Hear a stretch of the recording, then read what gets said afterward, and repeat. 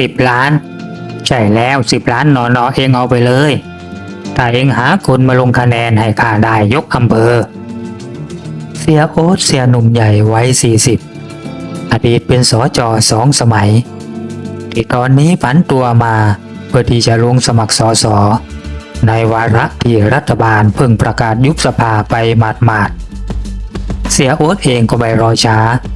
เขารีบลงสมัครเป็นสสในเขตเลือกตั้งที่ตัวเองทำมาหากินอยู่โดยการเป็นเจ้าของโรงน้ำแข็งโรงเลื่อยและก็ค้าน้ำมันเถื่อนปลายอะไรที่เป็นธุรกิจสีเทาๆเสียโอ๊ตมีเอี่ยวแทบทั้งนั้นตอนนี้เขากำลังยืนคุยกับหัวคะแนนคนใหม่ของเขาซึ่งก็คือผู้ใหญ่แจงผู้ใหญ่บ้านผู้หญิงคนแรกของหมู่บ้านบางนาแต่ว่าแจงนั้นเป็นผู้หญิงแต่ในบัตรประชาชนเพราะในความเป็นจริงแล้วเธอเป็นสาวทอปและก็มีเมียเป็นตัวเป็นตนอย่างไม่ยี่หร่าต่อใครๆได้เลยพี่โอ๊ตเงินมากาทันทีเรื่องนี้เดี๋ยวแจงจัดการให้เองพี่โอ๊ตเตรียมกระสุนสำรองไว้ให้มากๆก็แล้วกันเพราะนี่เป็นการลงสนามใหญ่นะพี่น่ากล้ารู้ดีว่าไอ้แจงอ้าวเองเอาไปก่อนนะค่าน้ำมันเอาไป100,000แล้วก็เริ่มลงมือทำงานได้แล้วนะโอ้เงินถึงอย่างนี้พี่ไม่ต้องห่วงเดี๋ยวแจงจัดให้ผู้ใหญ่สาวทอมกล่าวอย่างยินดีปรีดาที่ลูกพี่โอ๊ตของเธอเงินถึงเงินไวสมกับจะเป็นว่าที่สสใหม่ซะจริงๆแล้วเฟ้อเงินถึงแบบนี้อาจจะได้เป็นถึงรัฐมนตรีก็ได้ใครจะรู้แจงคิดในใจพลางกรีดนิ้วนับเงินแสนในมือย่างไปยิ้มย่องในใจตอนนี้ก็คิดถึงร้านอาหารดีๆสักร้านในเมืองเพื่อที่ว่าคืนนี้จะได้พาเจี๊ยบแฟนสาวของตัวเองไปกินดีมีสุขและผ่อนคลายซะบ้างส่วนเรื่องไปหาชาวบ้านเพื่อคะแนนเสียงนั่นเอาไว้ทีหลังก่อนก็แล้วกันหากว่าเงินถึงแล้วเรื่องคะแนนคงไม่ไปไหนเสียผู้ใหญ่แจงคิดอย่างนั้นโดยไม่ได้คิดให้ยาวๆว่าคู่แข่งคนอื่นเขาก็มีกลยุทธ์ในการหาเสียงและการแจกเงินเหมือนกันไม่ใช่เฉพาะเสียโอ๊ตเท่านั้นและก็เพราะความประมาทของหัวคะแนนอย่างผู้ใหญ่แจงนั่นมันก็ได้นำความหายนะมาสู่เขาในอนาคตโดยที่เขาเองก็คาดไม่ถึงเพราะว่าอีก4 เดือนต่อมาเมื่อการเลือกตั้งมาถึงและผ่านไปซึ่งผลก็ปรากฏว่าเสียโอ๊ตแพ้หลุดลุ่ยทุกจุดอย่างมีนัยสำคัญว่าเงินที่เขาเสียไปนั้นไม่ได้ออกดอกออกผลให้เขาเลยอย่างที่ควรจะเป็นแม้แต่กระพีกลิ้นนั่นมันทำให้ผู้ยิ่งใหญ่แห่งจังหวัดชายแดนด้านตะวันตกยิ่งเดือดดาลเหมือนหม้อข้าวที่กำลังเดือดพร่านด้วยความร้อนละอุเขาเรียกหาแขกซึ่งเป็นมือปืนระดับประการที่มากบดานอยู่กับเขาได้สักพักแล้วทันทีครับเจ้านายแขกมือปืนผิวดำร่างเล็กเกล่นเพราะสูบบุหรี่จัดได้มายืนอยู่ตรงหน้าเสียโอ๊ตตามบัญชาเองไปจัดการเอาตัวไอ้ผู้ใหญ่แจงมาเป็นข้าอยากจะรู้นักว่าทำไมการเป็นหัวคะแนนของมันข้าถึงไม่ได้สักคะแนนเดียวในอำเภอของมันอย่าให้ใครเห็นนะเว้ยไอ้แจกได้เลยครับนายผมจะลากเอามันมาเดี๋ยวนี้เลยแหละครับว่าแล้วเจ้าแขกมือปืนระดับประการตัวเล็กก็ได้หายไปจากบ้านของเสียโอ๊ตอย่างรู้งานในขณะที่เสียเองได้ร้องเรียกชบาเด็กรับใช้ให้มานวดและก็ปรนนิบัติพัดวีให้แก่เขาซึ่งเป็นหน้าที่ของเธออยู่แล้วชบาหรือว่าชื่อเดิมก็คือคินเลเด็กสาวชาวพม่าไว้กำดัดที่มาทำงานบ้านเสียร่วม3 ปีตอนนี้เธอเป็นทั้งคนรับใช้และก็นางบำเรอแต่ว่าเสียโอ๊ตก็ดูแลอย่างดีไม่เคยใช้งานหนักและก็ให้เงินเดือนตอบแทนอย่างงามเดือนละ30,000เลยทีเดียวทำให้คินเลยอมพลีกายถวายชีวิตให้กับเสียได้เสมอหล่อนได้ส่งเงินกลับบ้านที่มันดาเลบ้านเกิดของหล่อนทุกเดือนโดยผ่านนายหน้าที่ทำธุรกิจส่งเงินกลับบ้านที่พม่าแทนชาวพม่าทั้งหลายที่มาใช้แรงงานในไทยเพราะการโอนผ่านธนาคารกลับไปเมืองพม่านั้นมันเป็นเรื่องยากที่ทำแทบไม่ได้เลย สำหรับพวกเขาผู้อยู่ห่างไกลจากเมืองใหญ่ในพม่าเธอนี่นวดดีจริงๆคินเลและอย่างอื่นของเธอก็เด็ดดวงจริงๆงานบ้านงานเรือนเรียบร้อยดีมากเอาล่ะเดี๋ยวอีก2-3 วันถ้าไม่ลืมนะฉันจะซื้อสร้อยให้สักเส้นนะเอาไว้ใส่อวดเพื่อนๆของเธอเวลามีงานบุญน่ะดีไหมล่ะคินเลโอ้ขอบคุณนายมากเลยจ้าคินเลพูดพรางสบตาเสียโอ๊ตอย่างรักใคร่โดยหารู้ไหมว่าเจ้านายของเธอนั้นที่แท้ก็คือซาตานดีๆนี่เองและค่ำวันนี้ผู้ใหญ่แจงสาวทอมก็กำลังเดินแอนหน้าแอนหลังออกจากร้านเหล้าในตัวอำเภอเธอเดินไปยังลานจอดรถที่รถปิกอัพคันใหม่ของเธอจอดอยู่ผู้ใหญ่แจงสาวทอมเพิ่งถอยมันออกมาจากร้านได้แค่4-5 วันจะจากเงินของใครล่ะก็จากเงินของเสียโอ๊ตนั่นแหละและขณะที่กำลังล้วงมือหยิบรีโมทรถอยู่นั่นทันใดนั่นเองมีมือหนึ่งก็สะกิดผู้ใหญ่อยู่ทางด้านหลังเฮ้ยอะไรวะใครนะผู้ใหญ่สาวทอมอุทานแล้วหันขวับไปก็เป็นเวลาเดียวกันกับที่บุรุษนิรนามได้เสยกำปั้นตูมเข้าที่ปลายคางของผู้ใหญ่แจงทีเดียวก็ม้วนเสือร่างของผู้ใหญ่สาวล้มคว่ำเหมือนนักมวยโดนหมัดเด็ดถึงกับแพ้น็อกบุรุษนิรนามช้อนร่างเล็กๆของผู้ใหญ่เข้าไปในรถก่อนที่จะผันตัวเองลงไปเป็นคนขับบึงออกจากหน้าคาราโอเกะแห่งนั้นอย่างไม่เร่งร้อนและจุดหมายปลายทางก็คือป่าช้าวัดใกล้ๆกับหมู่บ้านนั่นเองน้ำเย็นๆถูกสัดซัดไปยังผู้ใหญ่สาวทอมเพลย์บอยยังคงนอนม้อยกระรอกอยู่บนพื้นหญ้ารกรอบๆตัวซึ่งเป็นหลุมฝังศพเก่าบ้างใหม่บ้างรกเหลือบุรุษนิรนามหรือที่จริงก็คือไอ้แขกมือปืนระดับประการร่างเล็กพร้อมกับคนขับที่เป็นมือขวาของมันชื่อว่าไอ้เขี้ยมอีดก้นบุหรี่ที่เพิ่งอัดควันเข้าปอดทิ้งก่อนที่จะใช้เท้าเขี่ยไปที่สีข้างของผู้ใหญ่แจงเฮ้ยตื่นโว้ยผู้ใหญ่แขกตะคอกและเขี่ยหนักๆที่สีข้างของผู้ใหญ่หัวคะแนนคนสำคัญของเสียโอ๊ตจนผู้ใหญ่แจงเริ่มรู้สึกตัวและเมื่อตั้งสติได้ผู้ใหญ่แจงเสือเก่าก็รู้แล้วว่าอะไรเกิดขึ้นกับตนไวเท่าความคิดผู้ใหญ่จอมมายาแกล้งทำเป็นสลบต่อไปแม้จะโดนเตะไปหลายปั๊บจนนายแขกชักจะท้อเพราะดูไปผู้ใหญ่น่าจะเมาหนักแล้วก็โดนชกจนสลบก็เลยไม่ยอมฟื้นเพ้ออาจจะถึงตายก็ได้ถ้าดูตามสภาพก็ได้เมื่อมันไม่ฟื้นเองก็จัดการฝังมันซะเลยไอ้เขี้ยมแกหันไปสั่งลูกน้องได้พี่แกแต่ว่าเราไม่ได้เตรียมเครื่องมือเครื่องไม้มาเลยนะจอบเสียมก็ไม่ได้เอามาแล้วจะฝังยังไงล่ะพี่จริงของเองว่ะถ้างั้นเองไปหาดูหลุมศพเก่าๆดูสิวะดูหลุมที่เป็นโพรงนะเองก็ยัดมันลงในโพรงแล้วก็เอาลูกปืนยัดกับบานมันสักนัดจะได้ชัวร์ว่ามันตายไอ้เวรเลยอดสอบสวนมันว่ามันเอาเงินไปไหนหมดทำไมไม่เอาไปแจกชาวบ้านกล้าหัวลงคะแนนวะนี่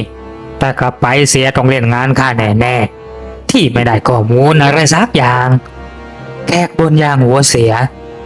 และในช่วงขณะที่เขากำลังบ่นพึมพำอยู่กับเขี้ยมด้านผู้ใหญ่แจงก็รีตามองดูทางหนีถี่ไล่เขาเฝ้ารอให้ไอ้เขี้ยมแบกลากเขาไปที่โพรงหลุมศพเก่าๆซะก่อนและเมื่อนั้นเขาถึงจะแปลงฤทธิ์ผู้ใหญ่แจงคิดไว้อย่างนั้นและแล้วเขี้ยมก็เจอโพรงเก่าๆเข้าจนได้จากแสงไฟฉายที่วับแวมท่ามกลางความมืดมิดของราตรีการอันเงียบชีนั้นไอ้เขี้ยมค่อยๆลากร่างของผู้ใหญ่แจงที่มันคิดว่าอาจจะตายไปแล้วไปยังโพรงนั่นในขณะที่แขกยืนสูบบุหรี่รออยู่ที่รถที่ซึ่งจอดอยู่ไกลออกไปไม่มากนักเฮ้ยเร็วๆหน่อยนะโว้ยเสียงแขกตะโกนมาเบาๆเขี้ยมไม่พูดอะไรเขากำลังเหน็ดเหนื่อยกับการลากร่างของผู้ใหญ่ในใจก็คิดกลด่าไอ้แขกลูกพี่ว่าไอ้เลวจอมเอาเปรียบตะโกนสั่งอยู่ได้ทำไมมึงไม่มาช่วยกูบ้างล่ะวะและทันใดนั่นร่างของผู้ใหญ่ที่โดนลากอยู่ด้านหลังก็ได้โอกาสแผลงฤทธิ์เท้าที่โดนไอ้เขี้ยมลากอยู่ก็ได้ยันตูมเข้าที่ขาพับของมันโจนเขี้ยมทลาล้มลงอย่างไม่เป็นท่าจากนั้นผู้ใหญ่แจงก็กระโจนเข้ารัดคอไอ้เขี้ยมไว้แน่นตามยุทธวิธีที่เคยได้รับการฝึกมาสมัยที่เขาเคยเป็นผกค. ไอ้เคียมไม่ทันได้ระวัง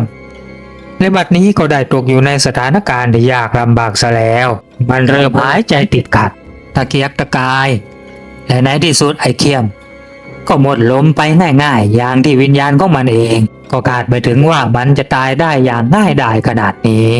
ฝ่ายไอ้แขกมือปืนระดับประการนั่นยืนรออยู่ครู่ใหญ่ก็ไม่เห็นไอ้เคียมออกมาและเมื่อเขม็ดมองไปในป่าช้าเขาก็มองไม่เห็นแสงไฟฉายจนแขกชักจะสงสัยเฮ้ยทำไมมันนานจังวะหรือว่ามันถ่ายหนักอยู่ไอเวนเอ้ยไฟก็ไม่เปิดหรือว่าต้นไม้บังแสงไฟอยู่ไอเคียมเว้ยแขกตะโกนเบาๆสักพักก็มีเสียงขานรับพร้อมกับแสงไฟฉายวับแวมตรงมาที่เขาแขกโล่งใจดีดก้นบุหรี่ทิ้งก่อนที่จะก้าวเข้าไปในรถสตาร์ทเครื่องรอโดยไม่ได้มองไปยังคนที่กำลังเดินมาเลยและกว่าจะรู้ว่าอะไรเป็นอะไรเสียงปังก็ดังขึ้นปังและร่างของแขกก็สะดุ้งเฮือกขอพับคาพวงมาลัยตายสนิทอย่างง่ายดายเช่นกันข่าวใหญ่ของสายวันนี้ที่คุยกันที่ร้านกาแฟหน้าวัดก็คือเรื่องศพ2 ศพที่ไปตายอยู่ในป่าช้าอย่างน่าสยดสยองและก็น่ากังขาที่สำคัญใครๆก็รู้จักไอ้แขกว่าเป็นคนสนิทของเสียโอ๊ตแต่ดันมาตายคาคอกขาบ้านแบบนี้เรื่องมันต้องไม่จบง่ายๆเป็นแน่และก็จริงอย่างที่คิดเสียโอ๊ตเดือดดาลเป็นอย่างยิ่งเขาเดือดเป็นฟืนเป็นไฟเมื่อรู้ข่าวนี้ก็รู้ได้โดยไม่ต้องคิดว่าต้องเป็นฝีมือไอ้หัวคะแนนตัวแสบแน่ๆนึกเจ็บใจตัวเองที่ประเมินค่าผู้ใหญ่แจงต่ำไปแต่ในเมื่อมันมาถึงขั้นนี้แล้วก็ต้องเดินหน้าต่อไปเสียโอ๊ตติดต่อกับเสือเดชทันทีพร้อมกับสั่งการเอาตัวมันมาเป็นๆนะนางทอมนี่มันร้ายมันเคยเข้าป่าเป็นผกค.แค้นใจมันเหลือเกินเสียโอ๊ตคำรามอยู่ภายในบ้านของเขาที่ตอนนี้มีเพียงเขาและก็เสือเดช2 คนกำลังสนทนากันอยู่ในช่วงค่ำๆซึ่งฝนก็กำลังพรำๆได้ครับเสียผมจะจัดการให้ตามคำสั่งให้ไวที่สุดเสียใจเย็นๆให้เด็กนวดรอได้เลยนะเสือเดชบอกอย่างไม่เป็นกังวลอะไรและทันใดนั้นก็มีเสียงหนึ่งดังขึ้นที่ด้านหลังไม่ต้องเสียเวลาไปตามหาข้าหรอกโว้ยข้ามาแล้วและก็ไม่ได้มาเฉยๆมาปล้นโว้ยมาปล้นอย่านะโว้ยระเบิดในมือของข้าพร้อมจะระเบิดตูมตามแต่ตายมันด้วยกันนี่แหละแต่แก2 ตัวยึกยักเอาละนอนคว่ำหน้าลงทั้ง2 ตัวเสียงผู้ใหญ่ทอมตัวแสบสั่งการเสียงกระหึ่มพร้อมทั้งตรงไปที่ร่างของทั้ง2อย่างมุ่งร้ายมืออีกข้างปลดอาวุธทั้ง2อย่างชำนาญทางต่อระเบิดมือในมืออย่างน่าหวาดเสียวเฮ้ยเองอย่าทำอะไรบ้าๆนะโว้ยแจงเองอยากได้อะไรวะเรื่องที่ผ่านมาก็ลืมมันซะเรามาเริ่มกันไหมจะไม่ดีกว่าหรือนี่ข้าก็จะวางโครงการใหญ่ไว้ให้เองแล้วนะเสียโอ๊ตกล่อมผู้ใหญ่แจงอย่างใจเย็นโครงการใหญ่อะไรหรือเสียทอมสาวถามอย่างเหยื่อที่กำลังจะติดเบ็ดก็โครงการก่อสร้างอ่างเก็บน้ำในหมู่บ้านเรายังไงล่ะข้าน่ะก็จะให้เองคุมทั้งโครงการข้าคิดไว้นานแล้วใจเย็นๆนะที่แล้วมาข้าขอโทษด้วยว่าข้าตัดสินใจพลาดไปเรามาเริ่มต้นความรวยกันใหม่ดีกว่าเชื่อข้าเก็บระเบิดซะส่งมาให้ข้าเถอะเสียโอ๊ตกล่าวพรางยื่นมือไปรับลูกระเบิดที่ผู้ใหญ่แจงทำท่าทำทางลังเลแต่ในที่สุดผู้ใหญ่ทอมก็ตัดสินใจยื่นระเบิดในมือให้เสียโดยที่เสือเดชยืนมองดูอยู่ใกล้ๆอย่างกระยิมแต่ทันทีที่เจ้าน้อยนาเหล็กได้เข้าไปอยู่ในมือของเสียโอ๊ตเสียก็คำรามออกมาทันทีอย่างเปลี่ยนไปเป็นคนละคนเสร็จกูไหลโง่งูพิษอย่างแกข้าคงปล่อยไปไม่ได้ดอก เด็ดเองมัดมันไว้กับเสานั่นเสียโอ๊ตหันไปสั่งเสือเดชในขณะที่ผู้ใหญ่แจงหัวเราะเสียงกระหึ่มในลำคอ